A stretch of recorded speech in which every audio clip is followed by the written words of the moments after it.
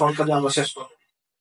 নোয়াখালীর বিচ্ছিন্ন দ্বীপ উপজেলা হাতিয়ায় নবনির্বাচিত উপজেলা পরিষদ চেয়ারম্যান আশিক আলী অমির প্রথম মাসিক সমন্বয় সভা অনুষ্ঠিত হয়। কৃষক আছে নির্বাচনী তার অনেক ক্ষতিগ্রস্ত হয়েছে। স্যার আপনার কাছে আমার দাবি থাকবে যেহেতু আপনি রবিবার ২ জুন সকাল 10:30টায় উপজেলা পরিষদ সভাকক্ষে মাসিক সমন্বয় সভায় হাতিয়া নির্বাহী অফিসার শুভাশিস চাকমার সভাপতিত্বে প্রধান অতিথি হিসেবে উপস্থিত ছিলেন হাতিয়া উপজেলা সংসদ সদস্য আলহাজ মোহাম্মদ আলী, সাবেক সংসদ সদস্য আয়েশা ফেরদৌস, সাবেক উপজেলা পরিষদ চেয়ারম্যান মাহমুদ মুর্শেদ লিটন, উপজেলা ভাইস চেয়ারম্যান অ্যাডভোকেট কেফায়েত উল্লাহ ও উপজেলা পরিষদের সকল কর্মকর্তাগণ। এছাড়া আরও উপস্থিত ছিলেন মুক্তিযোদ্ধা, সাংবাদিক সহ আওয়ামী লীগের সকল নেতৃবৃন্দ।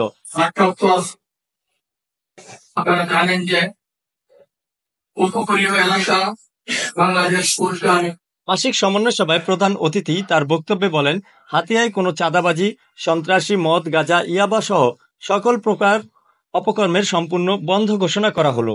এছাড়া তিনি হাতিয়া থানার ভারপ্রাপ্ত কর্মকর্তা এবং উপজেলা নির্বাহী অফিসারকে নির্দেশ দেন তাদের ধরে আইনের আওতায় এনে কঠিন শাস্তির ব্যবস্থা করার। ক্ষতিগ্রস্ত হয়েছে। স্যার আপনার কাছে আমার দাবি থাকবে যেহেতু আপনি অনেক জানাশোনা আছে আপনার। অনুষ্ঠান শেষে সাবেক উপজেলা চেয়ারম্যান মাহবুব মোর্শেদ লিটন নবনির্বাচিত উপজেলা পরিষদ চেয়ারম্যানকে শুভেচ্ছা জানিয়ে এবং তার উজ্জ্বল ভবিষ্যৎ কামনা করে পরে তিনি বিদায় নেন।